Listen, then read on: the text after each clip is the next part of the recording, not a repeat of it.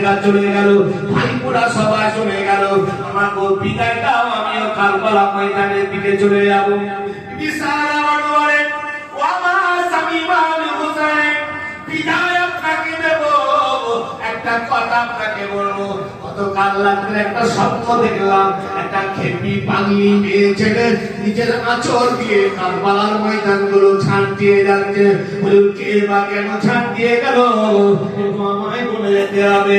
ইমাম হোসেন কাঁদতে কাঁদতে বলেছিলেন, ও বিশালা বানুরে, ওটা তুমি আর কোনো খেপি নয়, আমার মা ফাতেমা জান্নাতি নারীদের সরদারিনী, বেটাকে কুরবানি দেওয়া হবে বলে নিজের আঁচলগুলো দিয়ে কারবালা ধুলো বালি গুলো ছাড় দিয়ে গেল। ইমাম হোসেন পাগলের মতো দৌড়ালেন, ফোরাত নদীতে হুজুর নেমে পড়লেন, হাতে করে পানিখানা তুলে নিয়ে আকাশের দিকে তাকায়। কেন মা ফাতেমা ইশারা করে বলে, বেটা হুসাইন আর পানি খেওনি বাবা, এই পানির জন্য তোমার বাচ্চা আলী আসগর এই মাত্র জানটা হারিয়ে ফেলল।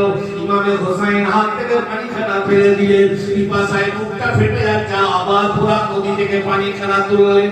ওই সময় দেখতে পেলেন হযরত আলী ডাক দিয়ে বলেন, এই বেটা হুসাইন আর পানি খেওনি বাবা, এই দেখো আমি তোমার বাপ আলী তোমার জন্য জান্নাতের পানিগুলো নিয়ে দাঁড়িয়ে আছি, আমি জান্নাতের পানিগুলো নিয়ে দাঁড়িয়ে আছি। ইমামে হোসেন আবার হাত থেকে পানিখানা ফেলে দিলেন, পিপাসায় কলিজাটা ফেটে যাচ্ছে, আবার পানিখানা তুললেন।